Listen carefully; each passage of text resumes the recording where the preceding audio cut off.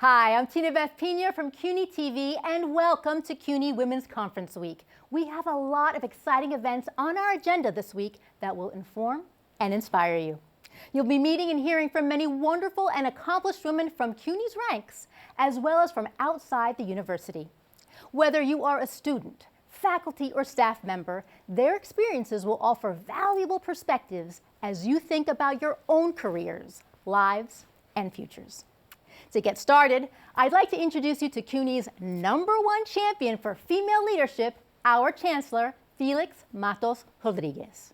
Throughout his tenure at CUNY as president of Hostos Community College and then Queens College, and for the past 4 years as Chancellor, he has elevated great numbers of women to leadership roles and has been a steadfast advocate for the advancement and success of women throughout CUNY. That commitment led to this Women's Conference Week. So without further ado, here's our Chancellor. Thank you, Tina Beth, and good morning to everyone. I'm delighted to welcome you to CUNY's first Women's Conference Week. 5 days of exploration, insight, and inspiration that I am confident will have a real impact on everyone who engages in the conversations to come. This inaugural Women's Conference Week brings together 2 established events that have grown and evolved separately over the years, guided by some of CUNY's most accomplished and inspirational women. For 19 years, the annual CUNY's Women's Leadership Conference has been inspiring women students and helping them realize their potential as leaders.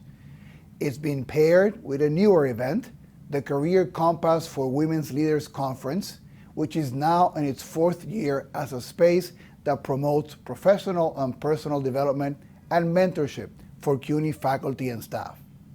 Individually, these 2 conferences have reached thousands of CUNY women and even drawn participants from across the nation and the world. Merging them into a single week enhances our efforts to support, strengthen, and elevate women at all levels and on every campus.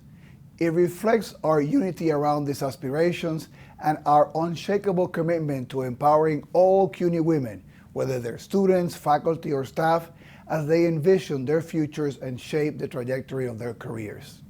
To plan and implement this new combined initiative, we put together a team from throughout CUNY, led by Chief of Staff and Associate Vice Chancellor for the Executive Office, Dolly Martinez, Queensborough College President, Christine Mangino, and Macaulay Honors College Dean, Dara Byrne. I thank every member of the Women's Conference team, as well as the many CUNY leaders who will be participating in the panels and the breakout sessions. They include Board of Trustees Vice Chairperson Sandra Wilkins and Trustees Una Clark, Lorraine Cortez Vasquez, Mayra Linares Garcia, Jill O'Donnell Tornay, and Student Trustee Salimatu Domboya.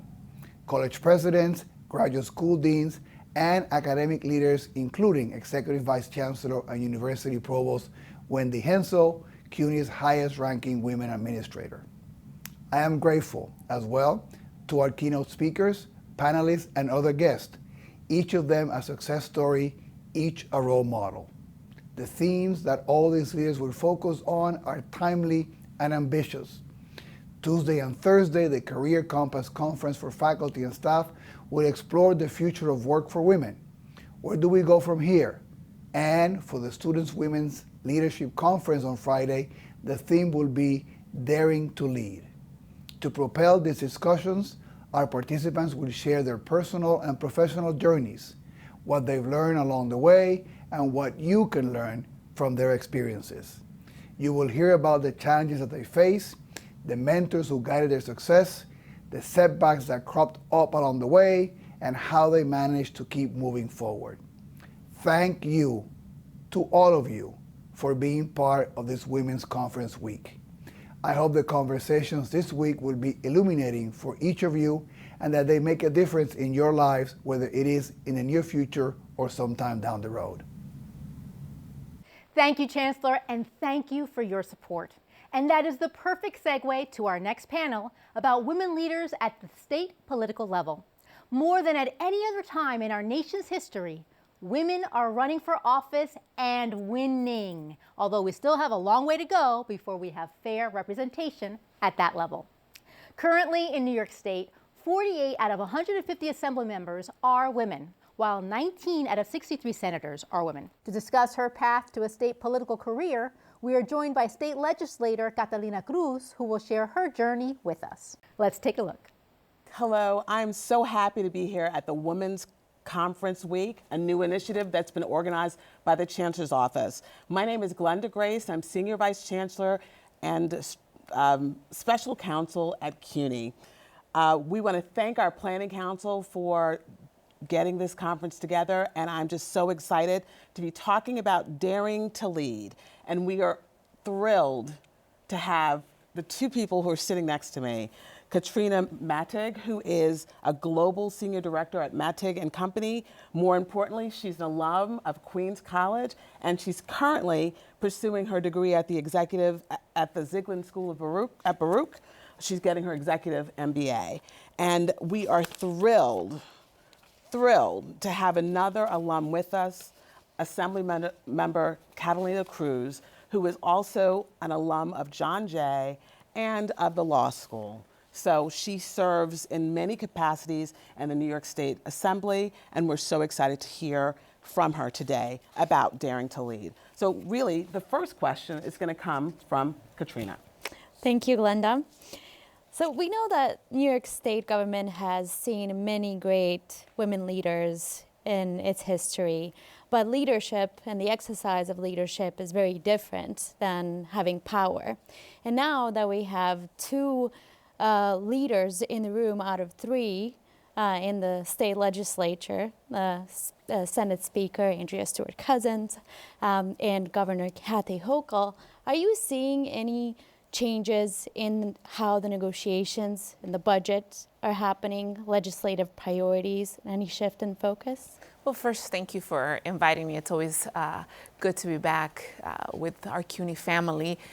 My line has always been CUNY saved my life. So any chance I get an opportunity to talk to students and to the faculty and to simply say thank you, I take it. So I'm here to share that part of who I am. In thinking about what the shift in leadership has looked like in our state, we're about to see what that's going to be. April 1st is the day that the budget is due, and we've began the proverbial budget dance. One side asks for one thing, another one proposes, and we're going to start seeing some shift back and forth. I certainly hope it'll be a little bit different. This is not the first budget that we've done with the governor. Last budget was, for lack of a better word, frustrating. There was an attempt to roll back bail reform, and many of us were shut out of actual conversations. Even leadership was shut out of conversations, and I suspect that the governor will have a little bit of a different tactic when it comes to how she's going to deal with members and the bodies and leadership themselves. Thank you. So daring to lead is a theme, and you've talked a little bit about leadership, but was there a moment or circumstances where you decided, I need to lead, I need to be in the room and at the table? So it was the night Trump got elected. I sat there and I cried, and I said, what the F am I doing with my privilege? I had become a United States citizen after having been undocumented for a very long time. I had become a lawyer, and I was walking the halls of power. I was working for then Governor Cuomo, doing what I thought was creating change. And soon I realized that I was it almost felt like I was a token Latina. Like as long as we had the Latina doing immigration, we could get away with the 3 same proposals every year. And I went through, I often call it a mid-career life crisis, where I went into an actual deep depression. I didn't want to go to work. I didn't want to be there anymore. And in comes Julissa Ferreras Copeland, that many of us know, who was the first Afro-Latina chairwoman of the City Council Budget Committee, Finance Committee. And I became her chief of staff, and I felt like my outlook on what it means to lead as a woman of color completely changed. And it was that night where I said, what am I doing with all this privilege working for someone that doesn't care enough about my communities? Wow. It's a truly inspiring story. And speaking of inspiring stories, we do have the Equal Rights Amendment that now passed in 2 consecutive legislative sessions. I've had the privilege of working with Assemblymember Rebecca Seawright, who first introduced it in the Assembly, and of course Senator Liz Krueger carrying it in the Senate. Now it's going to appear on the ballot in November. And can you tell us a little bit about what is being done to make sure that voters understand how important it is to pass DRA and have it implemented, and what are the state legislators doing? Well, the reality is nothing's being done yet because we're just starting the process of the election season process. They start doing petitioning for candidates this coming Tuesday. And we're going to see, and what I'm hoping the Democratic Party will do is not what they did 2 years ago with the last constitutional amendment, which failed because we failed as elected officials, and I'm not just going to put it on the party. I think all of us have a duty that if we fought so hard to pass it, we have a duty to remind the community, this is what it means, here's how we're going to change it. And a side note, I'm not going to put that complete blame on myself because I actually went out and I was educating the community, here's what we need to do, here's what it means to do this change, but that's not every person. And I think, it's going to fall on all of us if we fought so hard to pass the Equal Rights Amendment, that we have to fight hard to finish that last leg, which is getting the voters to vote yes on it. And I have a feeling we will do it. There's this need for change when we see a Supreme Court who's been trying at every angle to take away our rights, not just as women, but as people of color, immigrants, et cetera, et cetera, et cetera. And I think people are going to feel very compelled to bring it home and to have those protections at a very local level. So we're going to get to work on that. So education is a key, it sounds like. And we want to hear more about your CUNY education, and how did that make a difference? How does that influence you every day? So I will say I ended up at CUNY, and the reality is because there was nothing else I could afford. I was undocumented, and I had got into SUNY. I had got into CUNY. I got to SUNY Albany to CUNY, and I got into, I want to say, this was many years ago, I want to say I got into 3 CUNYs, but my top one was John Jay, because I am obsessed with the Law and Order Special Victims Unit show. And I thought, by the time I graduate, I'm going to have my papers and I'm going to go be a police officer. I'm going to go be the next Olivia Benson. And it didn't work out like that. We're still waiting for the DREAM Act to happen because I thought, that's it, it's going to happen. And in the process of going to John Jay, and I chose John Jay because even SUNY I couldn't afford, and I am extremely thankful to the professors I had at John Jay. A shout out to Marcia Esparza, who still has her mark in the teachings of John Jay, and is actually one of the people who taught me about civil rights and violations and what that looks like to fight on behalf of the underserved. And it was in my last year at John Jay that I met a wonderful attorney who helped me regularize my status so I could become a permanent resident and later a citizen, and he did it for free. He did it as a pro bono case. And I fell in love with the idea of the law and what it would mean. And I don't tell this story often of how the universe conspired to make sure that I could go to CUNY. And so I applied again to several law schools, and I actually didn't get into CUNY at first. I got into 2 other ones out of state, and I was ready to put it in the check, literally had the checkbook that day when I get a call from I believe her name was Dean Pacheco, yeah, who was our admissions officer then, admissions dean then. She called me and said, if you go to Summer Law Institute, which we're going to pay you to go to, you're in. And I said, let's do this. And I went in and I never looked back, and it is the best investment I've ever made because it opened doors for girls like me who are not, I grew up in East New York. I grew up in some of the poorest parts of Medellin, Colombia. I'm not supposed to be here. I'm not supposed to be able to have that kind of education, that kind of path, and CUNY Law opened it and has allowed me to help others the same way. Wonderful. You overcome so many obstacles, personally, professionally, and continue to, I'm sure. Can you tell us, as a woman, what emerging issues will women continue to face over the coming years that come to mind? I think one of the biggest ones is going to continue to be sexual harassment in the workplace, and how do we fight against it, what it looks like, what kind of legislation do we establish to fight back against that. As we see more states like New York and more even cities like New York City, where we're creating laws to force employers to tell people how much a job is going to offer as a salary, we're going to start seeing clearer what the disparity between two employees, one who's a woman and one who's not a woman, and who's probably making more than she is for the same position. We're going to start seeing that and what that looks like. So I think the workplace is the next frontier, if you will.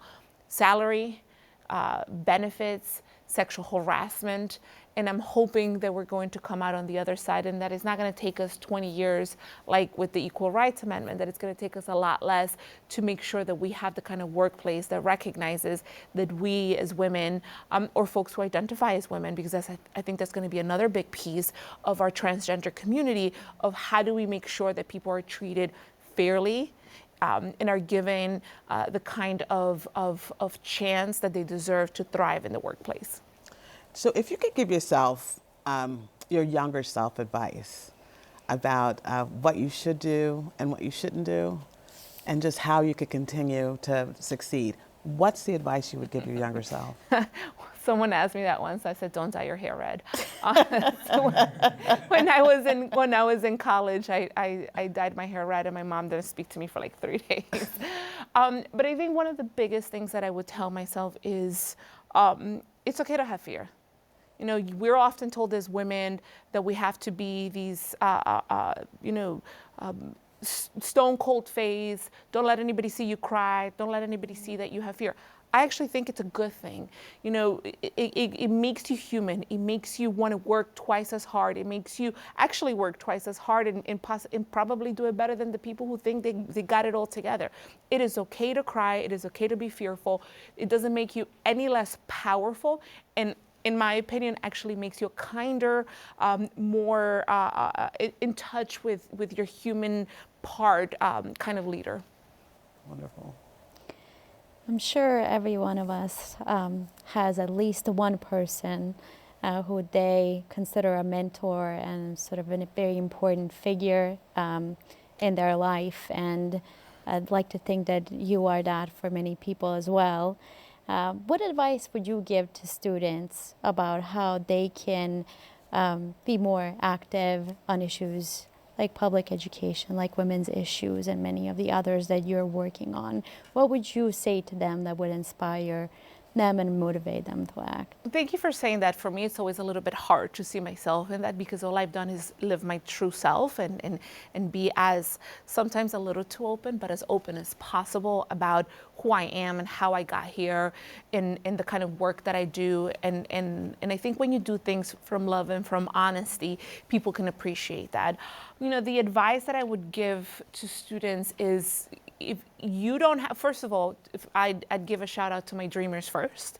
You don't have to have a piece of paper that determines you are worthy of participating in civic society. When I ran, my campaign manager was is still undocumented. She's a dreamer. I had several dreamers helping us with policy and working with us. I mean, El Diario even had an article about the dreamers running the campaign. Like, these were the folks who helped me make history. They are the ones who pushed me here. So do not think that a piece of paper determines that you can participate. As a matter of fact, there's other things you can do. Like I said, run campaigns, go knock on doors, help people make phone calls, help people create better policies with dreamers in mind. When it comes to students, I would ask the folks who are documented to show up and be willing to be a sponge to learn. Don't think that just because you've helped door knock on one campaign, you would know what it is like to run a campaign. It's a very difficult job. It's not the only thing that you can do to be part of the change. You can go work on issue-based campaigns. It's not just the politics that change what a state should look like. We're trying to make sure CUNY doesn't get defunded. That's one of the things that we should be fighting for, to make sure that that we help our SUNY family not have tuition hikes. Those are the kinds of things that students can get involved with and have repercussions that go far beyond what's in front of them or even their own lives. Excellent. So we've asked you all these questions and we may have missed something. Is there anything you want to tell the wonderful people who are looking at this conference, the students, the women, the men? The last words are going to be left to you to give advice, because you've been great and we appreciate hearing from you. I'd love for you to stop me and say hello if you see me in the halls of Albany. If you see me come to your school, talk to us as politicians, and not just me, my colleagues. We are everyday people who care about issues that impact all of us, from minimum wage to sexual harassment in the workplace, to wage theft, to housing, to CUNY and our education. We care about those things. And so talk to us. Do not be afraid to stop your local elected official and lobby them on an issue that you care about, because you deserve to have that time and to have us listen to you. The other thing that I would say is, I know that your college years go by in a flash. I know that for women, we often have 10,000 things we have to tend to, especially for the CUNY students who often come from communities of color, where you are the extra mom in the house and you also have to have 2 jobs, and then you might have your own kid. Do not forget about figuring out what makes you happy. The advice that I got from a high school teacher once is the advice I always give students. If you have to pick a job that you pick up on a Friday, and on that Monday, if you had to do it for free, you would do it because that's the career that is going to make you happy. And be okay with it not being exactly what you went to school for. Just find something that makes you want to get up in the morning every day and make the world better. Thank you so much. Thank you for having me. And I think we'll see you soon at the Soma Salvatore Conference in Albany, where we have some CUNY students debating the ERA bill. So I look forward to the discussion. Look forward to seeing them. Thank you. Thank you, ladies, for that motivational conversation. Now we're going to move on to our city panel discussion, where we're about to meet 3 members of the New York City Council who are trailblazers for women in politics. These powerful women are 3 of the 31 female members overall, and we'll discuss how they started and have navigated their careers in City Council. Let's take a look. Welcome to CUNY Women's Conference Week. My name is Dean Dara Byrne. I'm the Dean of Macaulay Honors College of the City University of New York. I'll be your co-moderator today for this panel that's focusing on the future of work and women who are daring to lead. This is my co-moderator, Emily Madre from John Jay College of Criminal Justice. She is also a Macaulay Honors student and a sophomore pursuing a degree in sociology. We're going to start today by just introducing our 3 panelists, as well as asking you a couple of questions before we open it up to the audience, okay? Over to you, Emily. Yeah, thank you so much, Dean Byrne. So again, welcome and thank you so much for your time and joining us here today. We are first joined here with Councilmember Julie Wan, who represents the 26th Council District in Western Queens that covers the neighborhoods of Long Island City, Sunnyside, Astoria, and Woodside.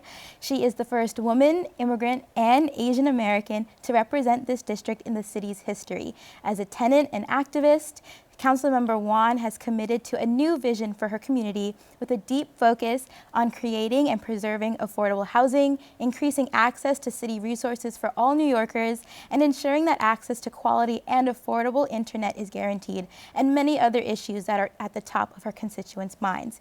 We are also joined here with Councilmember Amanda Farias, who is a council member for the 18th District, representing communities in the Southeast Bronx, where she herself was born and raised. Councilmember Farias is a second-generation Afro-Latina of Puerto Rican and Dominican descent, and a proud product of local schools and community institutions. Within the council, she serves as the chair of the Committee of Economic Development and the co-chair of the Women's Caucus. She is the first woman, Bronxite, and Latinx person to serve as the chair of the Committee on Economic Development. Over to you, Dean Byrne. And it is my pleasure to introduce Council Member Mercedes Narcisse, who is a dynamic and caring working mother, proud immigrant, and community advocate who has dedicated her entire adult life to improving the quality of life for residents of Brooklyn, especially those of her neighbors in the 46th Council District. As a registered nurse for over 30 years, Council Member Narcisse has fiercely worked to improve the quality of healthcare and its delivery, not only in Brooklyn, but overseas as well. Councilwoman Narcisse is chair of the New York City Council's Committee on Hospitals and serves on the committees on health, education, parks and recreation, transportation and infrastructure, criminal justice, and the subcommittee on COVID recovery and resiliency. And I would be remiss if I did not mention that Council Member Narcisse is also an alum of New York City College of Technology. I'm going to start with the first question for our panelists. Again, thank you for being here. You know, typically legislative bodies around the world are comprised of majority males. It's a historic time for us in New York City that there are 31, in the majority, 31 members of City Council who are women, and particularly women of color.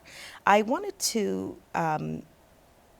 ask you to reflect on what this historic moment means to you as women and women of color, particularly some of you who are making history right now. Mm-hmm. Julie? I think this is, I mean, everything that you just said, just from our bios, right? From the Bronx to Brooklyn to Queens, where we get the money.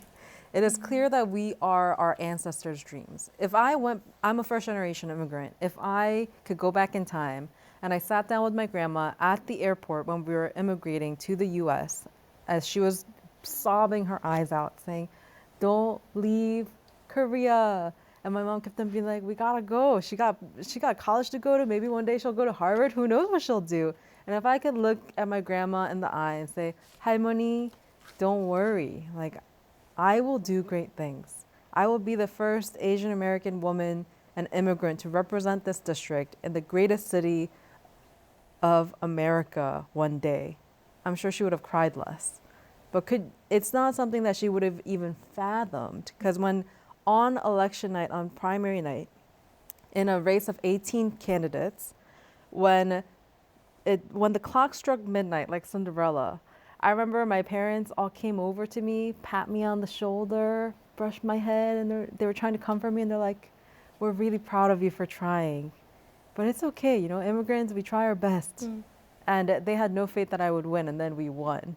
And that's the level of how much history we're making, so much so that people of color, working class people, my mom works at a nail salon, my dad was working at bodegas and warehouses, stacking boxes, where they thought my immigrant daughter would never have a shot to be an elected official representing, legislating in the city of New York. And we are.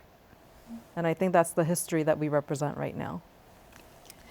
For me, first and foremost, I have to say thank you to the new majority NYC to have the dream for them to see more women in leadership, because like you said, around the world, we have male dominating politics, right? And passing laws for us. So I have to say thank you to them now formally, 21 and 21. To me, it's more than our body of 31 women. It is about the little girl like myself travel from Haiti to come here and with no word of English, and to become that elected official in the district, the very same district where I was not really welcome, you know, in many ways, is for them. It's for them to say that not only we can be in the body, but we are capable. We have the ability to pass legislation, to work together, for them to have that dream that one day I can make it and especially with what going on, especially in New York City, where we see the inequities in the Black and brown communities. Now you have a body of all of us from different background navigate our way, and from grandmother to mother to fathers, bringing us here, and we can make that difference. So we can look in the eyes and say, yes, those children, those young women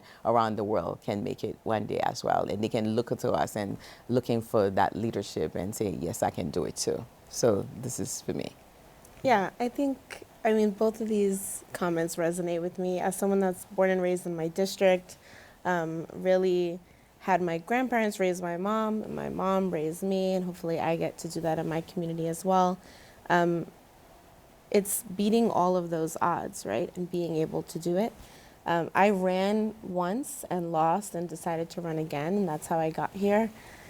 And I think ultimately it's about, what does this position mean to us? Like, yes, it's about community. Yes, it's about passing it on and breaking down those glass ceilings or those barriers for the next generation. But it's also having someone from the community bringing all of those issues and the community voice to the table.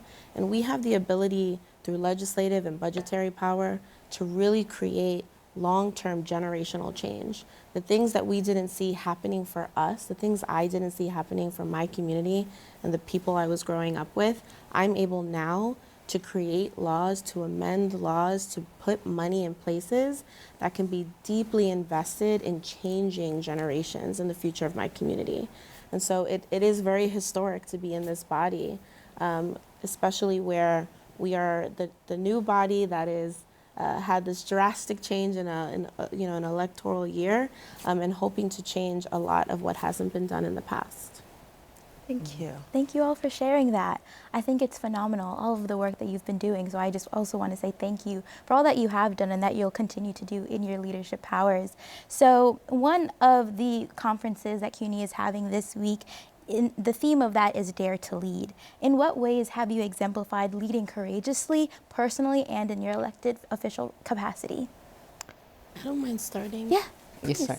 like I just mentioned, right? I think I ran for office in 2017, where at the time the city council only had about 11 or 12 women in office. So already we were losing. We at one point had about 18 women in the city council, and over a course of 3.5 years, we lost women to special elections or to other endeavors. And it was a pivotal moment to decide in an open seat in my district where no one was declared to run, if at 26 years old, it was a good idea, who had worked in the council for less than 5 years, to jump in. And quite honestly, that was a very ambitious, daring moment to say who else in this community is in a better position to uplift the community concerns and take legislative, budgetary, staffing a member's experience into this position to identify how we can change the dynamics that are happening or the inequities that are happening in my community. And even though I lost and came in second place, I would say not only running was daring to lead, but then in 2019 declaring to primary the incumbent was another moment to say all the people that voted for me and had faith in me and being able to represent this district and all of the issues that I ran on were not going to fall to the wayside, and we were going to keep pushing to make sure the district got the representation it deserved. And so here we are in 2021 as a council member. Wow. Thank you. For me, is leading with courageous. You have to. It's not easy, and you have to make decision where is not because of the dynamic where you are. There's different influence. There's folks coming to you. This is what they want. So you have to have the courage to understand your responsibility where you are and who sent you there. So understand that you are there to amplify others' voices, the people that elect you. Once you adhere to that, you kind of like can have the courage to say no, yes, and this is where I have my way of saying it. I will process it. Let me process it, because that gives me time to understand and reflect. Whatever the decision that I make today is gonna affect somebody's life, and it has to be either positive or negative. And my dream is to make it positive. So I have to step back to always do that and take notes, because it was not easy for me to even have the courage to run for office, knowing the place where I ran in the 46th district. You have a club that predominantly white male, who believe that they're most powerful. No one can tell them what to do. And for me, a little girl, immigrant from Haiti that just came here, and they see me grow up with them, most of them, because I came as a teenager, but yet they were not giving me that space. So I took that courage and be out there and ask people to vote for me. So whatever I do, it has to reflect on my decision that I make. And I say thank God and universe for giving me the opportunity and the strength every day to reflect on before I make any decision. Thank you. Yeah. When we dare to lead, I think it's clear, right? Amongst all the 36 women that we have in our council, we are already breaking the status quo because they have dared to run for office. And you're hearing from across the board of how much courage it takes, how much money it takes, how much time and energy it takes emotionally, mentally, physically to do that. But aside from that, I guess in addition to that, as an elected official in office, every single one of us has taken the steps to say the reason why we ran for office was to challenge the status quo. And in order for you to create change within a very bureaucratic, more than 100-year-old system, it takes even more courage to do that. Within this past year, over the summer, I started on a journey for land use where we had a very large real estate developer who had their eyes on a large parcel of land in my district, who said, this is what we want to see in your neighborhood. And my neighborhood fought back for years saying, this is not what we want to see. And it's always easier to go with the flow. And it's always easier to do what many, many lawmakers have done before, to say, yes, let me rubber stamp this. The real estate body wants it. Let me just quietly go over the heads of my community and push it through. But instead, what I was able to do, along with the support of my colleagues here and many others and my community, is we fought back. We stood our ground and said, no matter how much you threaten me, no matter how much you pressure me, I will not stand down until you meet the needs of my community, which is affordable housing, 1,436 units from the 711 you started from. That's a 50% increase. And that you increase the number of family-sized units, because all of us want to be able to live with our families, not just studios and affordable housing. And we also want supportive housing for formerly homeless or unhoused community members. And we were able to shape it in a way where we had 2 acres of green space. We were able to get $2 million for legal protections, for anti-displacement for folks who currently live there, and so much more, because we were able to push in a way where our community was empowered. And that's what we call co-governance, where it isn't a single entity making backroom deals, but bringing the community to the negotiation table and saying, this is what we want to see where we live, especially those who have multi-generational families there that want to continue to be able to afford to live in that very neighborhood. And that's how we've made the space. And I took a lot of flack for it in the press, and I had multiple levels of elected officials who were higher rank and file than me that criticized me, that said, know when to fold, sit down, stop fighting back, the project's good enough. But we said no. And I was only able to do that because my fellow colleagues held the ground with me, had my back, supported me, as well as my community, where we said, you don't get to decide what's good enough for us. We decide on what's good for our community because we live here and we care for each other. Those are incredible stories, and I'm really intrigued by the links between the 3 of you. Could you help us understand a little bit more about your journey to becoming an elected official? I've heard courage. I've heard about what makes your story a little bit different. But how did you get here? I think our students would be really inspired by this. I can go. How I got here, like I said, immigrant. a nurse for over 3 decades, a mother of 4, and a small business owner, which is the very own district that I am now. I own several businesses and run businesses in the community. Not easy, but when you travel so far away to get here, and having seen the inequities around you, I started engaging since high school. I realized that if you see something you don't like, you have to put your hand to it, and you have to work. You have to work hard. And for me, working hard, I would say if I started from the fact that since I was 5 years old, my grandmother will take me to the farm early in the morning, wake me up. Vacation, if I'm not in school, I have to go around with my grandmother. And she was a woman of her time that she will not take no for an answer when she determined to fight for people. And she's stronger when she's fighting for others. So I have learned that. So by the time I got in my community, I realized that folks just determine who goes in office without going through the process. So I'm like, are you serious? I was part of it. I'm in the club and I'm listening to everyone. And one day I look at it. I mean, they probably did not realize that's what I was doing. I love to assess. Before I became a nurse, I love to assess my room. I like to see what's going on. And I listened to everyone. And I said, you know what? I'm going to run for office.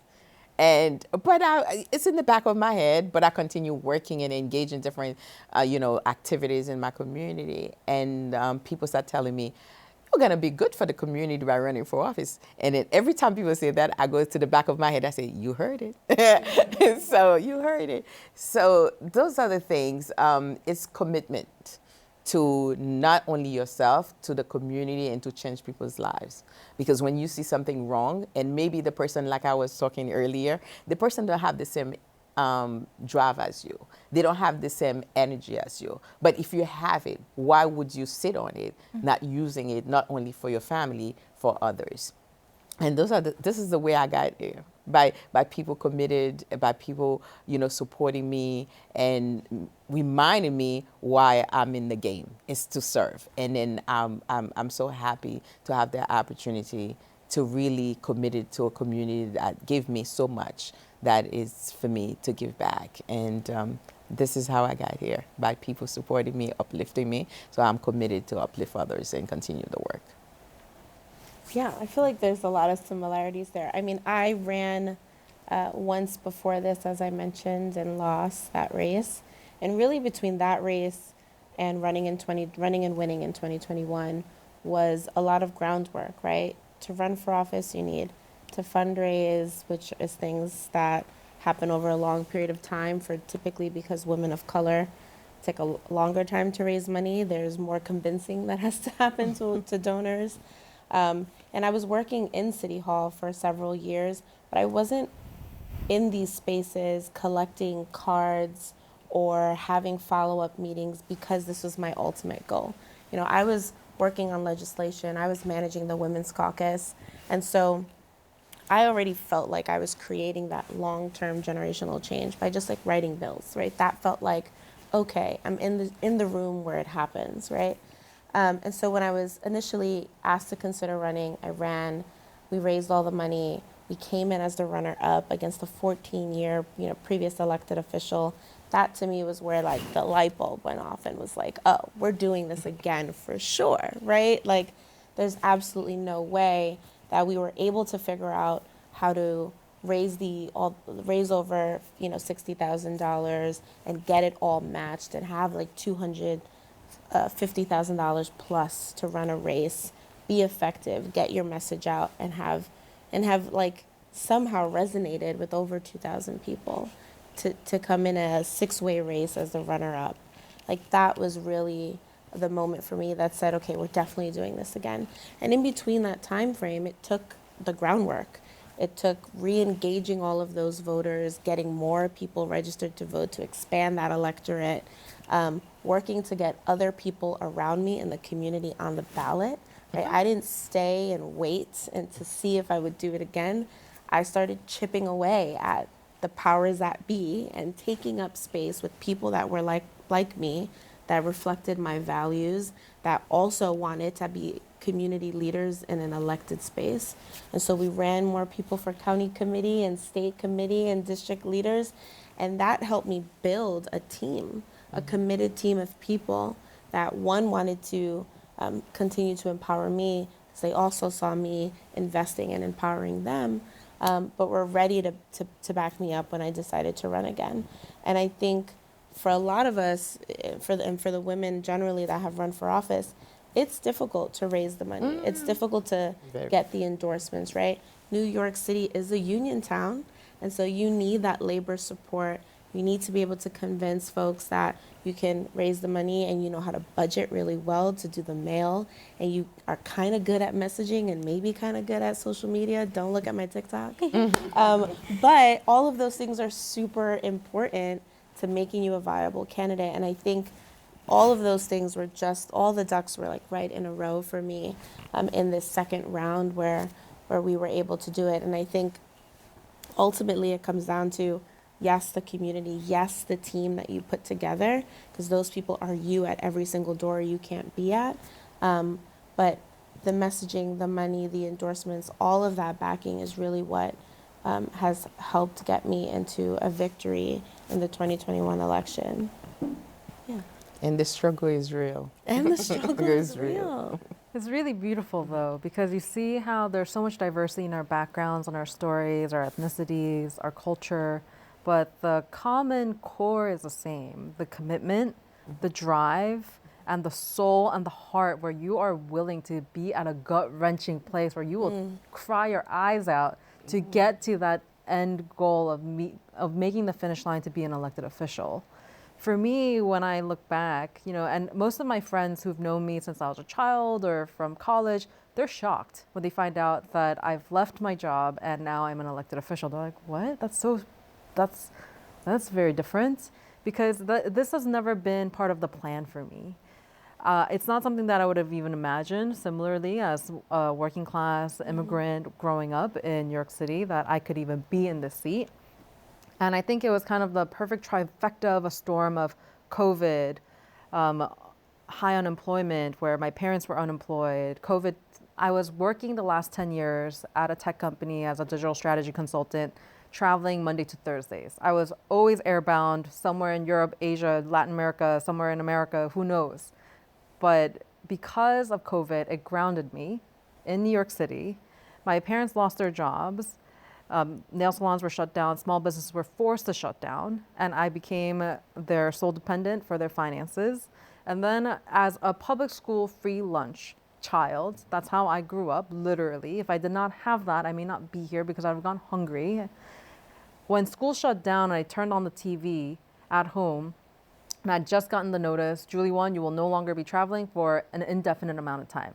And I was like, what does this even mean for my job? I guess I'll just sit around, and I got a lot of free time now. And I turn on TV, New York 1, de Blasio is on, and he says, schools are now shutting down, but don't worry, for those who receive free lunch, you will be able to pick up food so that your child does not go hungry. I immediately think of myself at 10 years old. My mom, I did not have childcare, not because my parents didn't love me, but because they could not afford it. She would lock the door behind her and be like, don't go outside, you eat what's in the fridge, and you take care of yourself, watch some TV, play with your brother. I thought of myself and I thought, so many children will go hungry because parents are still gonna go work at the bodega, grocery store, nurse.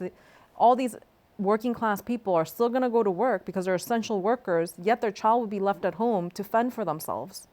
And maybe they'll eat a stick of butter. And that's not okay. So I started to make calls to my network for private donations, for nonprofits, and figured out a way to do hot meal deliveries in my NYCHAs because I have the largest NYCHA complex in my district, Queensbridge Houses. And as I was doing meal deliveries, I met a young girl who was about 8 years old, and she would sit every single day during the week at a bus stop with a tablet. And it took me about 2-3 weeks to get her to talk to me. And I learned that she had been using Link NYC, a beacon outside, to go to school on a tablet because she did not have internet at home, but she still wanted to go to school. She never turned on her camera. She never turned on her microphone because she did not want want other children to know that she was poor. And that to me was unacceptable. That was when the switch went off and I was on fire because I was so pissed. And I started to make calls because as a federal contractor that worked in tech, I knew that with $20 per child, I could get them a hotspot through T-Mobile or another internet service provider so that 19 devices can be on high-speed internet indoors safely at such a low price. And at the time, that mayor was sitting on more than $150 million for broadband internet connectivity. So I made calls to other elected officials and I was kind of brushed off because the world was falling apart. They're like, people are literally dying and we need to get food. This is like the last thing we can worry about. And then people around me similarly that surrounded Amanda, people saw the fire and they were like, why don't you run for office? And I said, are you crazy? Like, I don't know anything about politics. I don't know anything about campaigning. I can't quit my job. My parents are depending on me. I'm paying for them. And I was actually in between housing because I gave up my apartment so that I could pay for my parents' housing because it's much better for a 30-year-old to be unhoused than a 60 and 70-year-old to be unhoused. So I was like, there's no way that I could quit my job. And they're like, don't worry, you don't have to quit. Just do it on your free time. And I was like, free time? I guess I have free time. So I worked the whole entire way until January 3rd of 2022 while campaigning, thanks to the support of volunteers, local community members. And the thought was, if I as a consultant can bring a product to market globally and scale it to 200 million people, why could I not bring myself to market and market myself to 175,000 people to say, vote for me and we're gonna get internet for our lowest income neighbors. And within the first year of me being in office, by the end of the summer, all 3 of my NYCHAs now have free internet, cable TV, as well as free cell service for text and unlimited calls. And that's what we were able to accomplish in 1 year because when you let women lead, they get work done.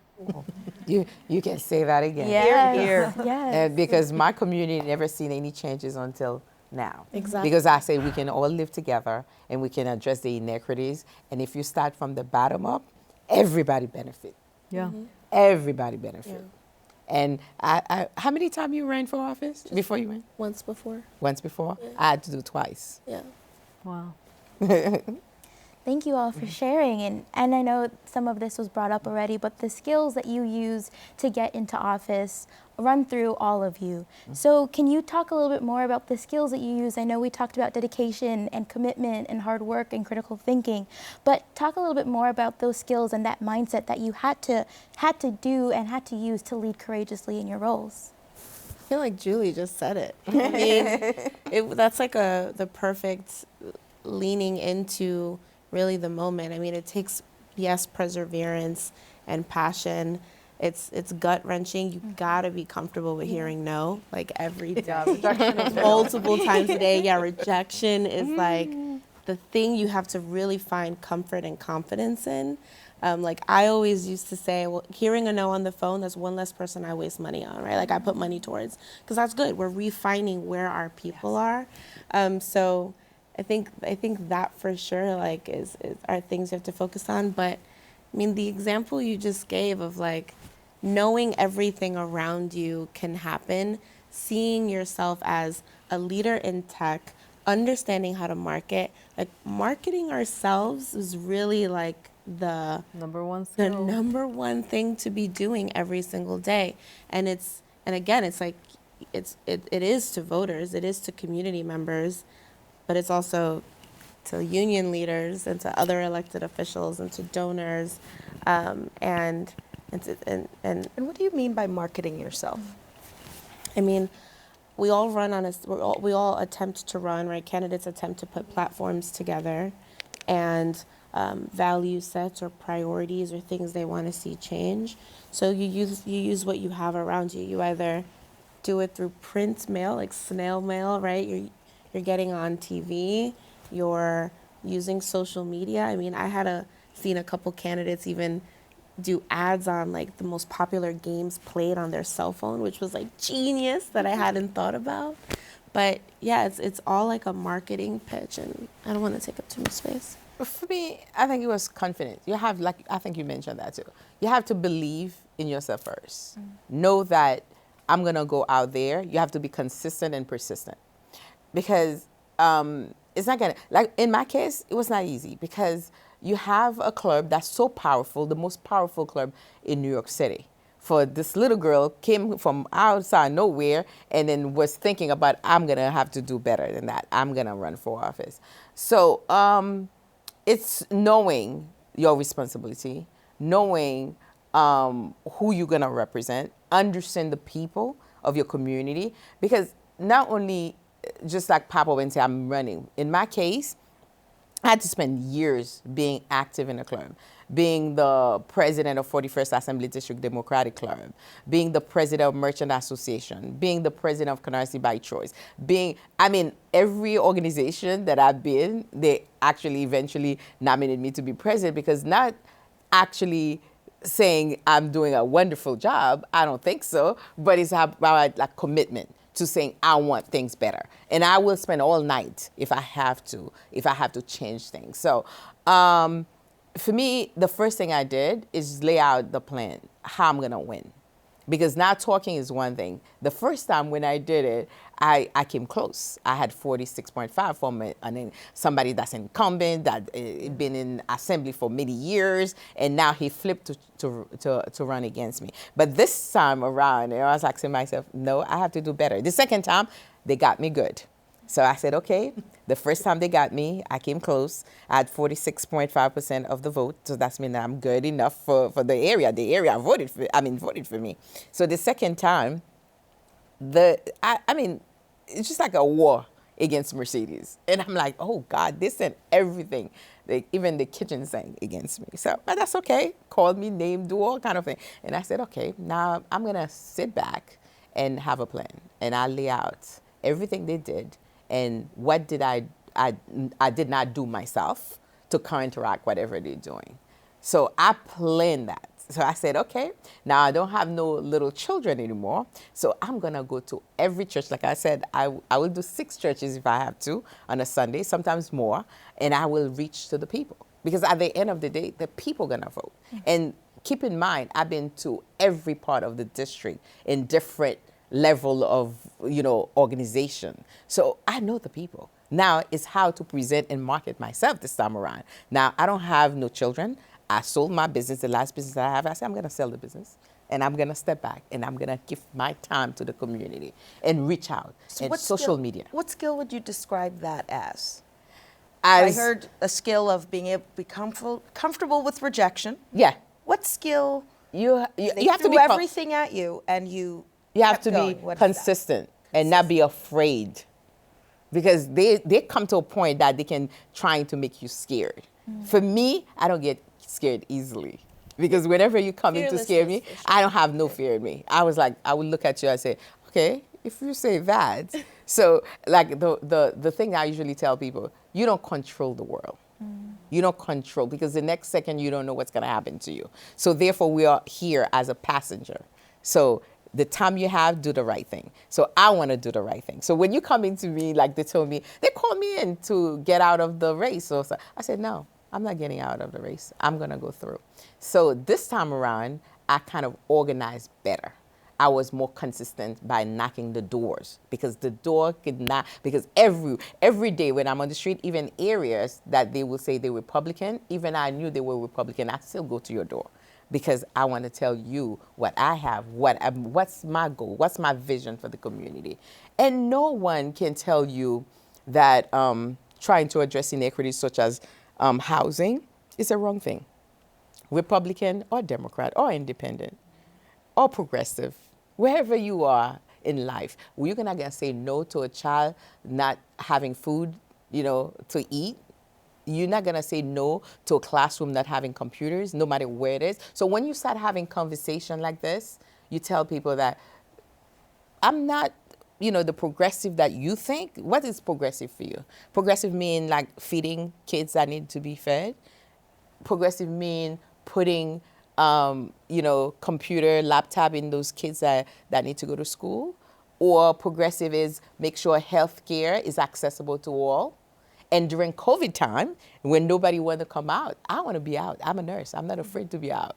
So I want to teach people. So you take the time, like you were doing the computer, but I took my time going in the neighborhood where they did not have the COVID tests, bringing it at home for them, and taking people's blood pressure, walk around with my sphygmomanometer in my car, going to take people's blood pressure, going to talk to people. Diabetes, that's scared because no one want to come out, not afraid. So this time, it's just like you cannot be, for me, fear is fear of the unknown, and I don't know what's the unknown, and you don't either. So therefore, I'm not gonna keep on moving and keep on going, do what I'm supposed to do. This is so powerful. Yeah. Council member. For all of the CUNY students who are watching, I think it's really important to remember that a lot of women already harness the skills that they need to be an elected official. And for most students that are already in this in the CUNY system, they already have most of the skills that they need. For example, what we just heard from Amanda and Mercedes is communications. So I think the simplest way that I try to explain this craft to students or to immigrants who have no idea how this works or what campaigning is, when they come and they're like, I want to volunteer, I tell them, okay, at essence, whether you have a campaign for marketing for Nike or you have a campaign for a political election, all you're doing is a conversation or a dialogue between me and a voter. But in order for me to have a dialogue with a voter, there are 10,000 things that are happening every single day. The sky is falling, your cat got kidnapped, you just had someone yell at you at your job, who knows? There is so much noise in between. That's why people pay so much for advertisements or whatever it is to get your attention, to hold you for 30 seconds, 5 seconds. And I need to have, whether it's mail, like Amanda said, or a phone call when we do call banking, or it is a digital ad on YouTube, that I am able to communicate a message to you where you will remember my name and you will remember one thing that I care for and that you will remember to come and vote and what day. And I gotta give a shout out to my comms director, Jenna Lang. She is the foundation of all the work that we do, because in order for us to be elected, re-elected, our constituents have to know the work that we have done, how we're fighting for them every single day, what we've accomplished so far, because this is a long journey, and what work lies ahead and actions that you can take to be in this journey with us. And like Mercedes just said, I cannot give Amanda enough props for how organized she is. We as women are multitasking queens. Yep. We are able to time manage in a way that men simply cannot compete. We are hustlers in a way that people cannot even imagine. And when I see my sister Amanda's computer, I'm like, damn girl, you organized. And that is what you have to do, because we have to time manage. We have to carry so much for our independent like our personal lives, our families, our spouses, our partners, our friends, and our families. And in addition to that, we also have the weight of this city. And that means our budget, the legislation, our constituent services, the news cycle, and everything comes down to how do we communicate well of how we do our job, so that you know that I'm doing my job of protecting you, caring for you, and looking out for you. Incredible. Thank you. You know, Emily and I, when we were speaking to prepare for this, we went over the sort of different concepts around leadership. Sometimes leaders stand alone and they stand out front. Sometimes we see leaders that are deep team players. They collaborate with many, many, many others. Some of these themes are coming up right now. There's a lot of love on this panel, and you've been referring to each other and the way that you support and affirm each other. Could you tell us a little bit about how leadership works for you in terms of standing alone or collaborating, working together? I really love to hear more about that. Yes. So I think what's interesting is when you think about change, change is on the opposite spectrum of consensus. And we are currently in a system where in order to make change, we have to have consensus of at least 30, like we want to have 26 to 36 votes to make sure that that legislation passes or this new budget transparency resolution passes to make changes to how we spend our city's money. So that makes it extremely difficult for us to stand by ourselves because we're in a system where you have to have allies. And we were just talking about it right before this interview started of how important it is that we find common ground of how we are going to work together because, unfortunately, we talk about how there's no permanent enemies and there's no permanent friends in politics, only common interests. And that means that but we got real friends here. Yeah, I gotta put it on the record. That's a fact, but Yeah, we girls, we'll get our nails done together. But in the way that we're in the system, in order for us to lead and to make change, then not only do we have to be champions for that issue, but it also makes you hone into the skill of stakeholder management, of how do we identify everyone's differences in their power structure, as well as the feasibility of the goal that we're trying to accomplish, but also how do we build an alliance or a coalition inside and outside of City Hall. That means outside nonprofits, community groups, different neighbors, unions, whoever it is, to come to the table with us, as well as inside where we have enough colleagues to say, yes, I support this legislation and we must get this done. Here's the political will and political power. Why would I be alone when I have all my sisters? So we collaborate well together. We learn from each other. We learn from each other's strength. And when we first got elected, I heard a few, guys mostly, saying that, oh, a lot of women, how that gonna be? I'm like, we're gonna be just fine. I'm so proud today to say that we have 31 women strong. We understand each other. We do things together. We can tease each other. We kind of go into our own moment. Like, you can understand if the person walking as a woman, you look at them, you can see that there's something wrong. We hug a lot, by the way. And then we can be tough with each other. Like, if there's a bill that we disagree, we're very vocal. And for me personally, since I've been around a while, so if I have anything that I'm gonna do, I go around and say, can you support me?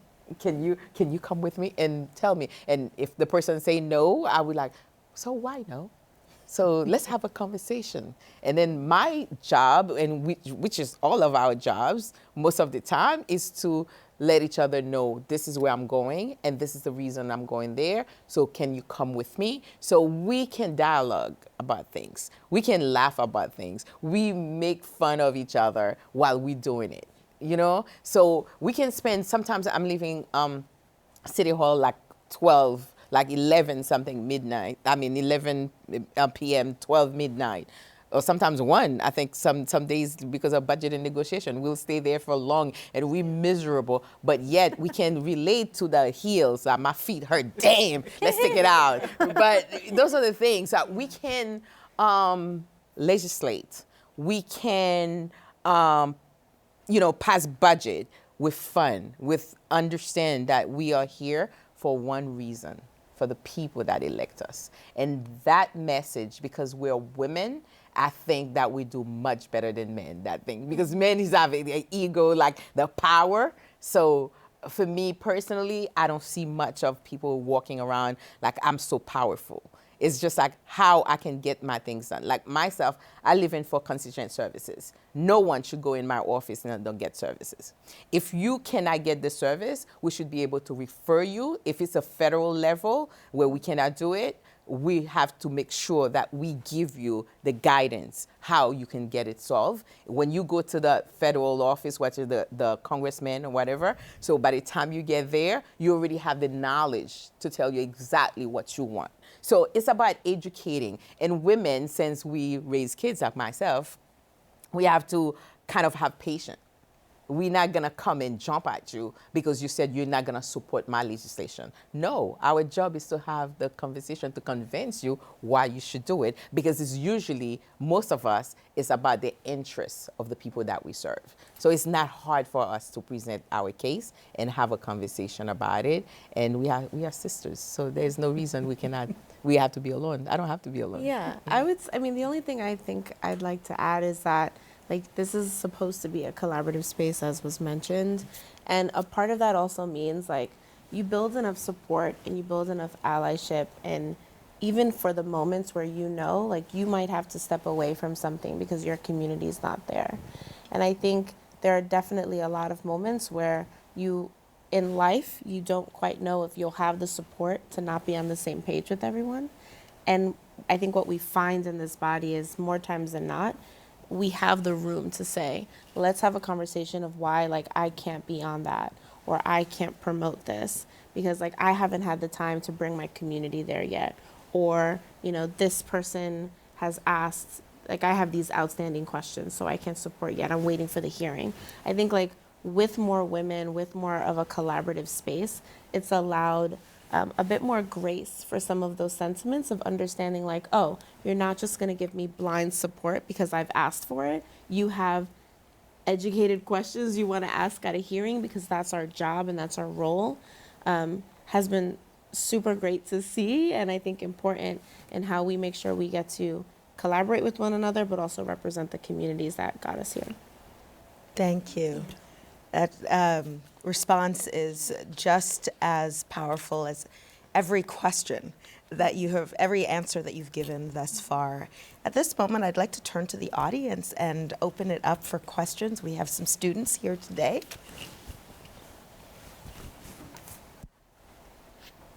One question I have is, sorry.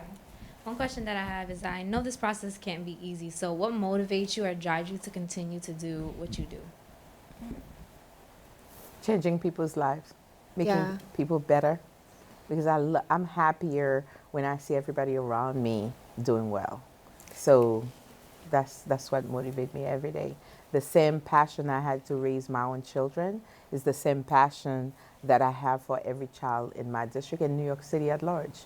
And we know the inequities are real, but a lot of folks we're not putting those inequities as priority. They did not prioritize the Black and brown communities, the people that in need the most.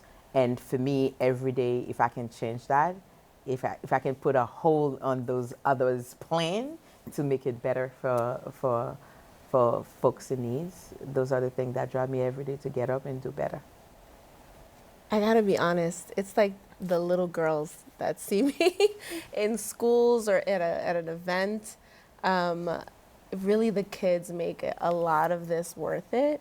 I do think, like, passing bills or, like, seeing real change is super important, but getting, like, blessings from little abuelitas or, like, aunties and uncles saying how proud they are and pinching my cheeks, or, like, little girls saying, like, aren't you the president? And I'm like, kinda, you know, like, those moments are really, they really, really motivate me and keep me going every day, because for me, it's been like, how do we make sure that you stay grounded in community? Because, like, all of these other things are happening every day that are impacting people at different levels, and you have to stay, like, as focused as you can.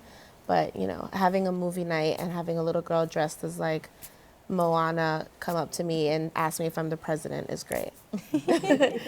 I'm gonna have to swing by your district, because whenever I go to schools and I see little kids, they're like, "Are you a YouTuber?" And I'm like, "No." Unfortunately, unfortunately, I'm not. And they're like, "Oh." I'm like, "Sorry, I'm not cool enough." I think it's clear that it's definitely for the people why we got into the business. For me, every single day after a long day like this, when I go home and I get to see my son, who is just 11 months old now, smile and squeal and give me a big hug because they're so happy to see me, and just thinking every single day of, how do I make my neighborhood safer? How do I make my schools more competitive and more welcoming and a greater holistic experience for every child? How do I make sure that we have more park space so that we don't have to wait online for 15 minutes so that my son can get on a swing? So at the end of the day, I think it's natural for women to be maternal. It's within us to say, okay, for all of the children in our city, how do we make sure that our city is a city worth calling home the way that it was for us? Mm-hmm. Any more questions? One more question. For people, or like for the students, CUNY students that want to run for council, what is your advice to them? Work hard. It's not easy. It's a struggle, but you can overcome it. You can, because I'm from CUNY, graduate from public school, Tilden High, came as an immigrant, no word of English. I'm here today. So it's possible. You have to be committed. It's the struggle is real. You get your degree because you can always fall back on that. Make sure that you have a profession. I will always encourage that. And CUNY give that opportunity. And I have to let you know that we are big for CUNY. When you say CUNY, nobody gonna say no when you come to budget and negotiation.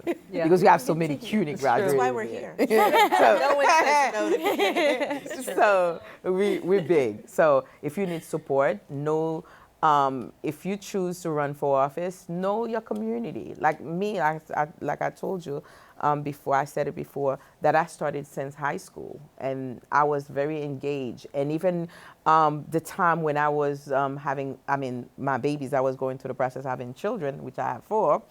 I will take them to meetings with me, to community board meetings with me, put them in the back. That's why everybody knows my children. So my kids, like, I'll give you a joke on that. My son was traveling and from Bronx. He went to Bronx Science. And while he's in the train, that I have friends that coming from work that hop on the train with him about the same time. And he will get home and I will say, what you were doing with this person that did say this? And he goes like, Mommy, how you get in the train? Mommy, how you knew? I said, guess what? I have eyes everywhere. And it was, but it was because of people in the community that have been seeing him sleeping on the chair in the back, knows his face, but he doesn't remember them, but they remember him. So it takes a village, and that's the village you're creating. So you cannot be running for office without knowing your environment, who you're gonna ask for the vote. You can go to the door, but if the person never heard of you, they're not gonna vote for you. So they need to hear your name about 5 times in something that you do. So therefore, it is your responsibility, whether it's social media, WhatsApp, Facebook, Instagram, TikTok, whatever you do. Try make sure you control the narrative. You send the message out. The messaging is very important. You have to send the message out to let people know what you're willing to do. What's your goal for the community? What's your plan? What do you want to do? And your passion have to be out there. You cannot be cold. You have to be very energetic and not afraid when people say no to you. So when people say no to me or close the door on me, I turn around, I take a deep breath, and guess what? I'm coming back. This time I have to have a new strategy for you. Mercedes is better than most of them. Yeah, I think I marked them as okay. no, and then I'm like, move on. No. I'm coming back. Yep. As a matter of fact, I love when you say no to me, that's my goal now, to make sure you say yes. Wow. To see you again. You don't have any I just had my state address of my district, and it was very diverse.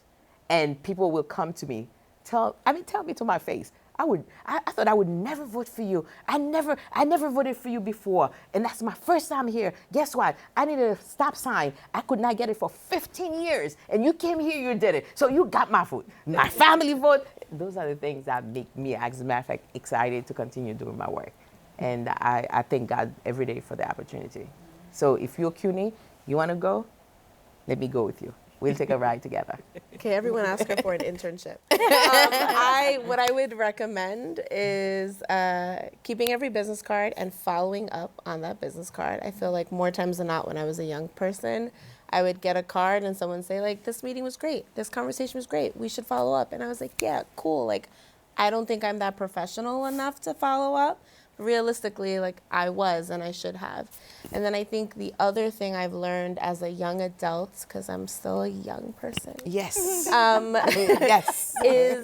Is like make your own mentors, right? I think a lot of times people assume that there's one day someone's gonna like knight you and say, I'm going to be your mentor, and that's not really it, right? Like the same way I see potential in young people around me, I know it's my job to say like, hey, what can I do for you? What can you be better served by? Is there a connection I can make? But also as a young person, you have to say like, I really liked that person and I want to keep talking to them, and I want to keep getting feedback from them, and like they gave me criticism in like a nice way that I can take, and like how do I keep building that relationship? And so make your own mentors and follow up on all your business cards or all your meetings is super important to build those relationships. I feel like I gotta give a quick plug to CUNY City College. That's where I did all my prereqs. Yeah. And for all the CUNY students out there who want to run for office, I think it's really important to remember political science, you get a Bachelor of Arts, not a science degree, because there is no formula, there is no scientific method of getting elected. Do not allow anybody to guarantee you an election victory if you work with them or whatever it is, with their secret sauce, because you are the secret sauce. There is no formula. Don't let anybody tell you otherwise, saying you don't have a chance. You're not part of this top secret club for Democrats or Republicans or whatever it may be that is currently embedded in your neighborhood, but charge your own path. Every time I went and told somebody that I wanted to mentor me, and I was like, hey, I'm gonna run for office in like 2 months. And they're like, where did you come from? Who are you? What? And then they wrote me off and they're like, why don't you try running somewhere like Chinatown where there's Asians? And then I was like, wow, all right.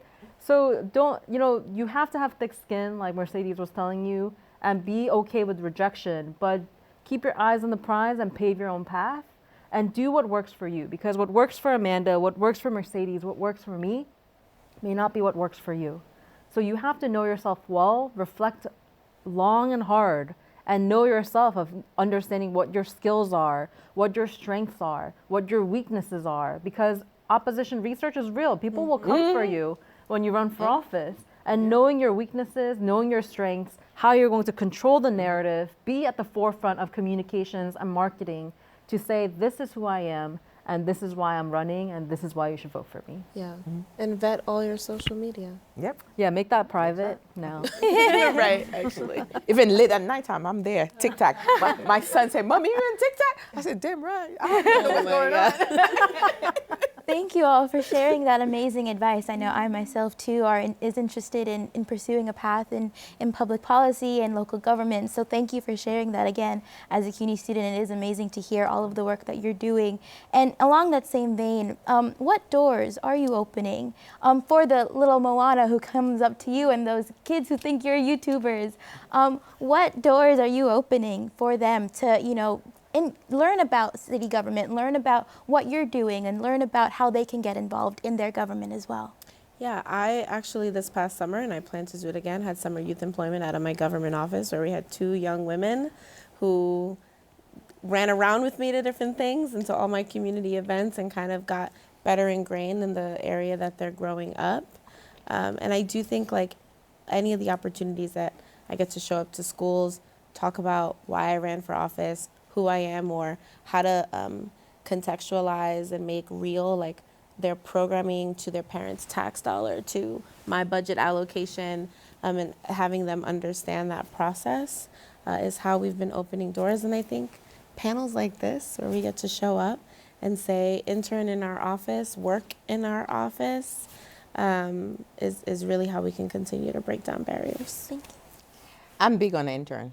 I always like, even for my private business, I always mentor young folks because that's how we invest. If we want the next generation to be better, we have to have time. And I visit every school building. And every time that I have a little time I get to my district, I have to meet with the principal. I have to go to the classroom. I have to talk to the young folks because that's how you know. So I love doing that. And at the city level, I had an opportunity, thanks to the speaker, Adrian Adam, that gave me the opportunity to be on the budget and negotiation. So I started my own initiative for nurses, for anybody that go into mental health and social work, because we need that, the workforce. And you don't have to have 90 average, you can have 75 and access that funding, which is great. And I thanks to my colleagues, because I fought hard, because I say we have shortage for nurses and we need social worker with the pandemic still over our head with mental health. And that's a little something, but at least it's a start to encourage others to go to nursing school, because we need the backup. So I make it my business to do a lot of presentation I go a lot to high school now.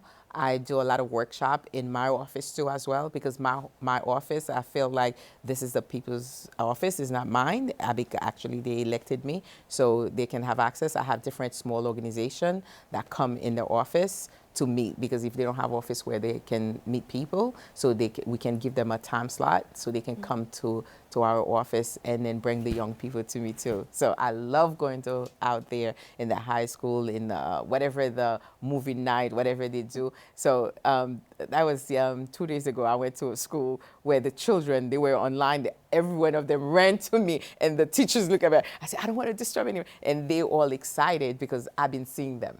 Wherever they are, I want to be there. Because if you want to make the difference, you have to talk to them. You have to listen to them. You have to make them feel comfortable. And before any child leave me or young person walking, I say, what's my name again? I say, Mercedes. I'm a city council member. I'm an immigrant. I'm from Haiti. And you know you can do better than me, right? You were born here. So they say, yeah, she's the Haitian council member. Yeah, she told us. So those are the excitement.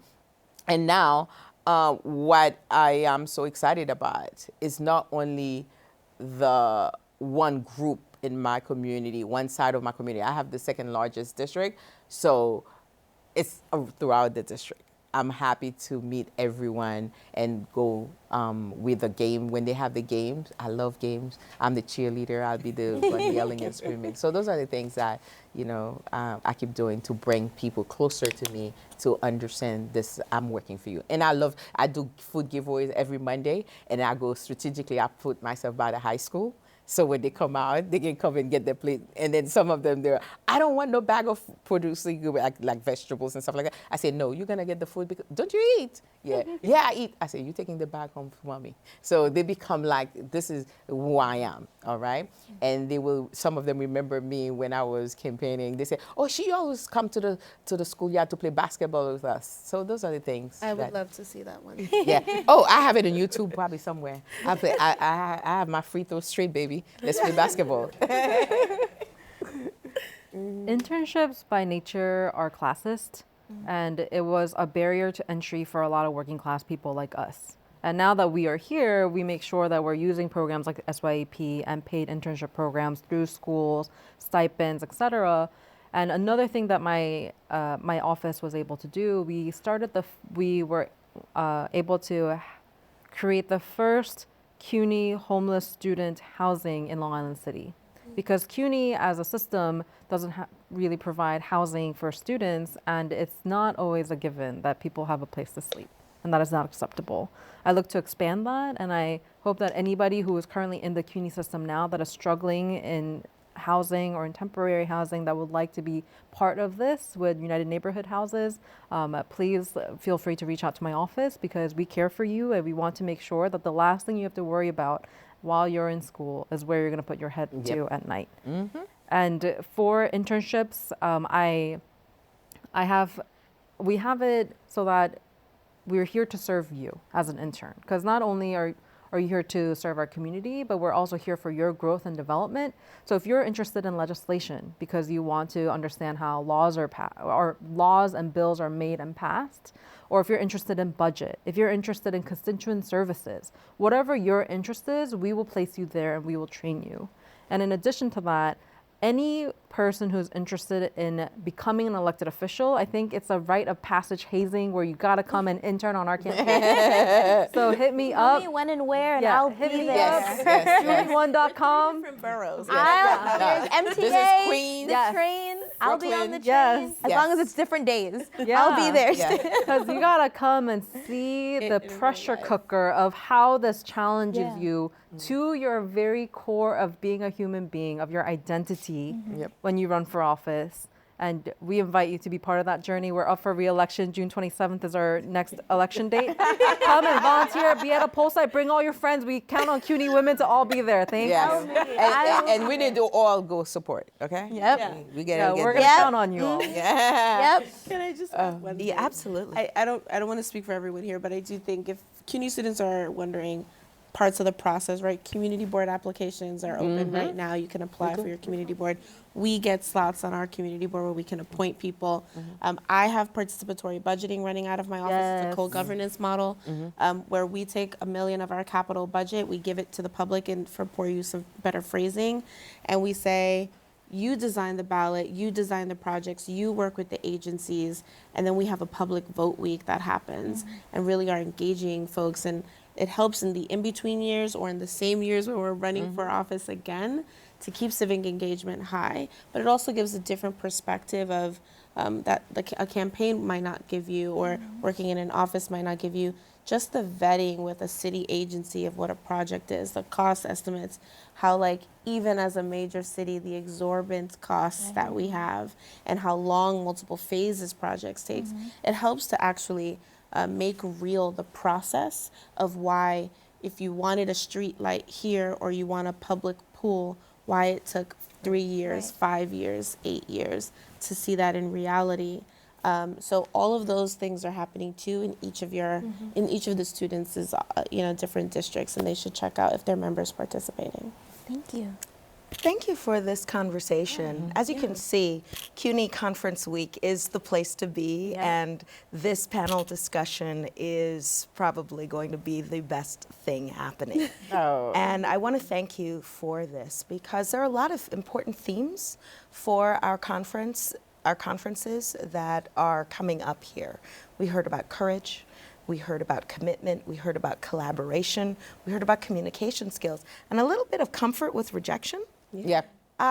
But most of all, I think we get a really strong picture of where we can go when women are daring to lead. And I just want to thank you as an immigrant, as the fourth woman and the first woman of color to lead my institution, for being such an inspiration and giving a vision of what I need to do to follow in your footsteps. And for my co-moderator, also, we come from the same country. How excited we are to be here facilitating a conversation with extraordinary women that are paving the way for us to be able to really serve New York. So thank you so much for your leadership. Yeah, I just want to add on to Dean Burns' thanks. As a student who, again, is looking to hopefully be in your footsteps one day, I want to thank you for your leadership. Thank you for your courage to do all that you are doing, and for making yourself a role model for people in my shoes who dare to lead as well. So thank you. Thank you. Thanks to you. I look forward to seeing you in the council. Oh, I can't wait. Thank you, ladies, for that insightful conversation. And I hope you student leaders who have watched from home come away inspired as well as empowered. This was most definitely a fantastic first day of the conference, and we look forward to seeing you tomorrow. Things to look forward to on day 2 of the Women Leadership Conference Week include the celebration of the 4th annual CUNY Career Compass for Women, also known as CUNY CCWL. This year's theme is the future of work for women. Where do we go from here? This workshop focuses on career champions like mentors, sponsors, advocates, and allies, change and transformation, and the culture of wellness, whether it's financial, mental, physical, or social health, to name a few. Keynote speakers will include Samantha Santos, Managing Director, Global Head of Diversity and Inclusion Strategy at Citibank, CUNY Executive Vice Chancellor and University Provost Wendy Hensel, and CUNY Trustee Lorraine Cortez Vasquez. There will also be a special presidential fireside chat with a select group of CUNY College presidents, moderated by the president of John Jay College of Criminal Justice, Carol V. Mason, and featuring other college presidents, including S. David Wu from Baruch College, Anthony E. Monroe of the Borough of Manhattan Community College, and Vincent Boudreau from the City College of New York. Plus, there'll also be even more female leaders presenting in more breakout sessions. Don't forget that we have the power to create and elevate our own narratives. Gender equality overall and leadership results in a more inclusive workplace and often better performances across the board. So go forward, ladies, and do what you do best. Thank you for watching. I'm Tina Beth Pina for CUNY TV.